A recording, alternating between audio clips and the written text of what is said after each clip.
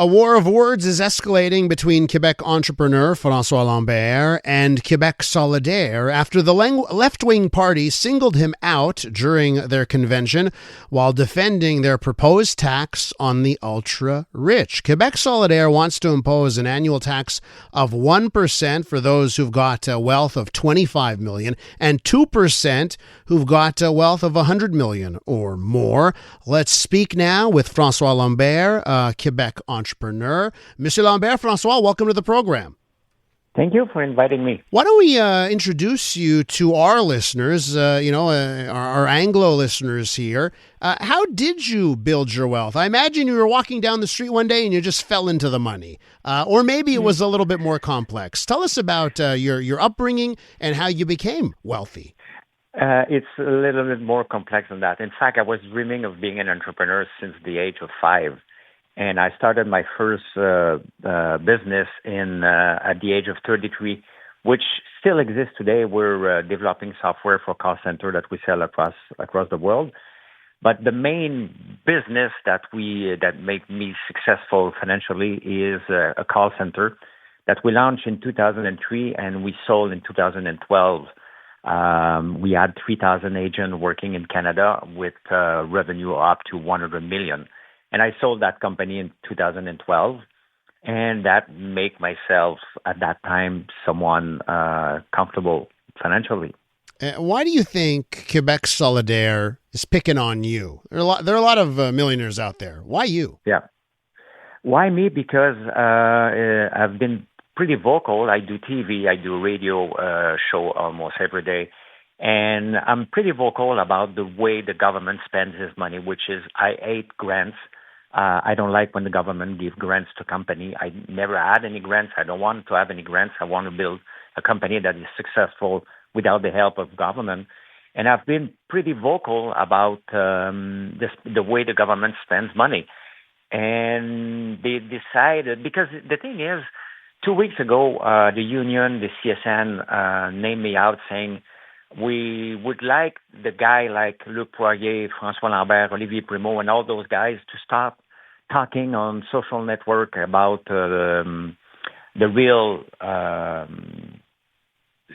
difficulty of normal people because they're not normal people. Yes, we are normal people. We pay taxes and we live like anybody else. And I guess she asked me to shut my mouth. So when they named me on Saturday, I decided to say, you know what? You asked me 2 weeks ago to shut my mouth. I'm going to ask you the same thing about that. And then I reflect the real struggle of entrepreneur, where we try to live on a daily basis with little money. I had the choice of profiting out of my money and do nothing, but I'm an entrepreneur. I like building businesses. So in 2018, I started a farm, which my father started like 45 years ago, and I bought it from him, and now we're transforming product, and we try to survive, and we're surviving, but Quebec Solidaire, I guess, doesn't like entrepreneurs. What do you think is wrong with the way people in Quebec Solidaire, and I can name some other, Canadian political parties and, other parties as well, but what do you think is wrong with the way that people in Quebec Solidaire view the world? They think that entrepreneurs like to exploit people, which is totally false. For an entrepreneur to be successful, he doesn't exploit people. He works with people. I work with people. I need people. I need customers. The way that Quebec Solidaire present entrepreneurs, it's like we're stealing passports, even then, Like we make sure that we exploit people. We put them in a cage. We steal their passport. And then we start making money out of the people. That's not how it works at all. So I don't know why they keep, because the thing is, 98% of enterprise of businesses in Quebec are small enterprise, small businesses. Quebec Solidaire needs us. But the thing is, in 4 or 5 years ago, they said, you know what? We'll never do business with business that are not unionized. I don't know how they think like that. Like they keep repeating that we're exploiting people. I don't know why they keep doing that. And even Ruba Gazal yesterday, she started saying for the first time, I come from an entrepreneur family. My father was an entrepreneur.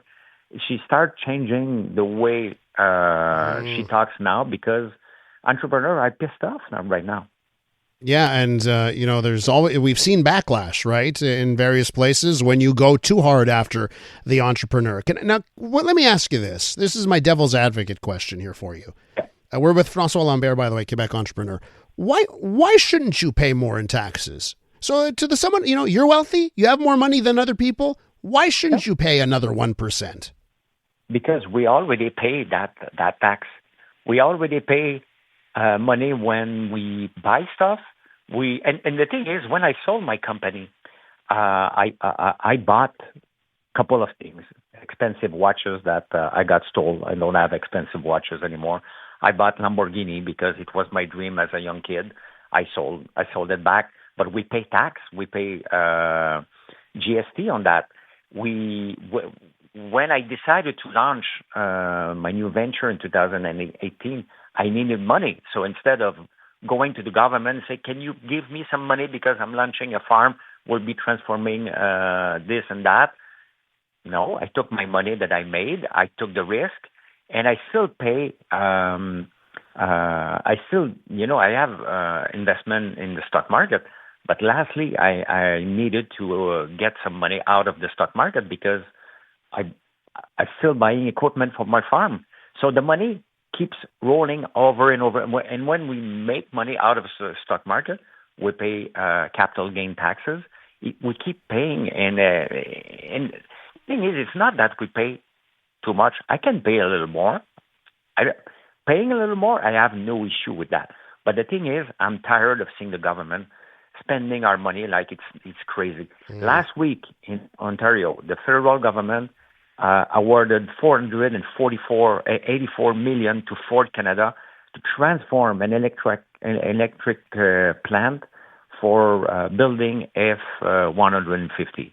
Come on, we're in 2026. Why the government would give $500 million to Ford Canada for building, for making a truck? So when I hear that, Nordvolt, Leo Electric, name it, it's crazy. SAQ Click. There's so many ways the government should be able to spend less money and that people would get more. When is last time you heard that the government cut a department? Never happened. Never happened. Yeah. It doesn't happen. So it's 1% or 2% or 5% or 10%. It would be lost anyway. It would be lost. It's not like they're going to solve the problems with that money is, no. I guess, part of it there. Okay, listen, to wrap up here, let's say, and you can say it's unlikely that Quebec Solidaire would win the next election, but you know what? There are a lot of parties that are going further to the left. What if a plan like this were to be implemented by a political party? Let's say the government did add the extra 1% on wealth or 2%. What would you do? Would you stick around Quebec? Yeah. I have nowhere to go. I love Quebec. I'll pay the tax, and I'll be even more vocal about the way the government spends. And then, you know what? Every Canadian right now should be asking the government to stop wasting our money. We should be able to ask questions and say, no, we don't want grants anymore. We don't want this. We want to make sure that our money is well spent. So I'm not going to go anywhere. There may be some people that will move, but where they will be moving from Gatineau to Ottawa? Yeah, there is not that many people that will be leaving the place. So we can still abuse rich people, but at the end of the day, we need to have more people that are wealthy, and we need a government that stop wasting money. That's crazy. That's the first thing. If the government would be spending less money, I don't have any more problem giving it more. But the way it is right now, it's like throwing my money into the garbage. Monsieur Lambert, François, thank you so much for your time this morning. I'm sure a lot of our listeners appreciated hearing your perspective. Thank you. You can invite me anytime. Love it. Quebec entrepreneur right there, François Lambert. Canadian women are looking for more. more out of themselves, their businesses, their elected leaders, and the world around them. And that's why we're thrilled to introduce the Honest Talk podcast. I'm Jennifer Stewart. And I'm Catherine Clark. And in this podcast, we interview Canada's most inspiring women. Entrepreneurs, artists, athletes, politicians, and newsmakers, all at different stages of their journey. So if you're looking to connect, then we hope you'll join us. Listen to the Honest Talk podcast on iHeartRadio or wherever you listen to your podcasts.